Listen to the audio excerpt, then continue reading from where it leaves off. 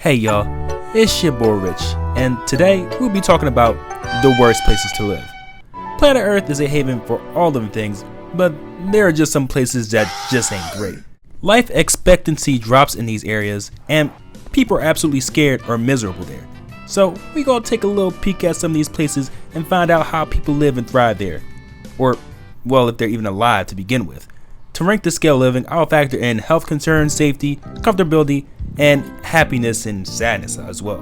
We will also take a look at the people who are there, because you gotta be a trooper to be able to live in these kinds of areas. So without further ado, let's get into it. First, let's go ahead and talk about North Korea. Now, as you guys all know, North Korea is a dictatorship. And the dictator over there is Kim Jong-un. You know, the fat guy who can't see. Never mind. But anyway, North Korea is one of the most difficult places to live at because, you know, if you don't follow the rules, you're gonna die. Anyone who opposes Kim Jong-un is most likely not going to live very long. And if you don't like it there, well, too bad. You can't leave. You say anything bad, you die. You try and hop the gate, you die.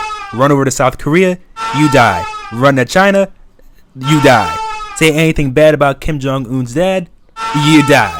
Man, you can't even bid on him because he just gonna get upset and make you die. Regardless, some people have escaped North Korea, although with a lengthy cost. Because you see, if you escape North Korea, most likely they're gonna turn around, look through all your records, and put your family to death. It's that cruel there, and you know, things aren't exactly topsy-turvy. It's a country that's predicated on fear, so you know, people kind of have to stay in line. Next up, we got Komodo Island. Now, if any of y'all want to know where Komodo Island is, it's one of those smaller islands off the coast of Indonesia. And if you want to know why it's one of the worst places to live, well, it's kinda in the name. The Komodo dragon lives there. The backstory of the Komodo dragon is basically it's the largest lizard on Earth, and for those who don't know, it's basically a crocodile on land. Seriously, like, these guys are quicker than you think. They may look slow, but they get crazy with it real quickly. And don't ever let these joints bite you, because if they do, you might as well kiss this world goodbye.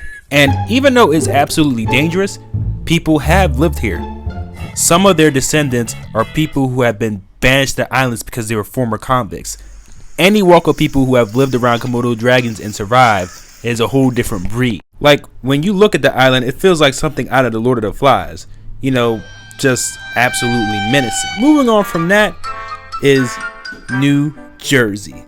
I know you guys looking at me like, New Jersey? Yes, New Jersey. What's wrong with New Jersey? Well, taxes are absolutely horrible here. Actually, they're the worst in the United States. Only for their infrastructure to be halfway down. And when you're going into Jersey, there's trash on the roads. Everywhere. On the highway. Like, why? Everyone pays so much taxes there, and the state is still garbage. And it's hard to even have any pride in the state, because it has no sports team, nothing going for it, and even their college teams suck. Jersey is Pennsylvania and New York's snot-nosed little brother, who they absolutely despise. Oh yeah, and if you're not from Jersey, them state troopers are going to be chasing you down for miles on end, just to enforce their absolutely stupid driving laws. But moving on from Jersey, we got India. One of the first things that comes to mind is the living conditions, because you know, it's really poor. India is one of those places where when you step outside, there's just trash everywhere. And even though it might be great for someone, say like Oscar, this ain't exactly a place for normal people to live. Along with that, you got some of the animals that be chilling around there. You see, in large portions of India, leopard is your neighbor. And if he don't like you, you're dead. They've also got the snakes, the elephants, and they do have the Bengal tiger chilling around, but they usually don't come in contact with those a lot. Still, to know that these animals are only a freaking block away is kinda alarming. Then, after all that, you got the random ass mutations that be coming out every summer and hitting the news. Like, we understand y'all trying to create the X-Men out of here, but they just look plain weird. Like, really, you got folks looking like Squidward without a second thought.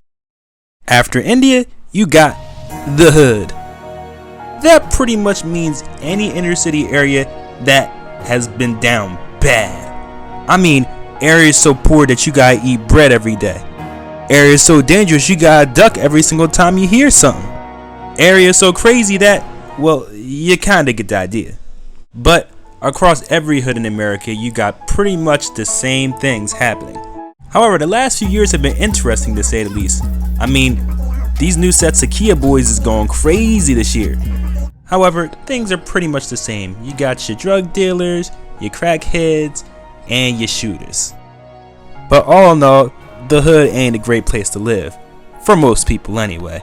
You got folks who love being there, and don't plan on changing anytime soon. And last, we got South America, or anywhere around there. South American countries' MO is not to give an absolute shit about their government. It's probably the reason why so much craziness happens there. I mean, you know you live in a wild place when the government can't control the people within your country. South American countries had the most notorious gangs within the entire world. I'm talking about gangs like MS-13 and them. You see, in places like El Salvador and Mexico, you can get initiated into one at the young age of like 9. And sometimes you don't even have a choice. So you already know situations are bad for certain people down that end. And living in constant fear is not the way to go. So anyone near the border in Mexico might want to chill out about crossing it for a while.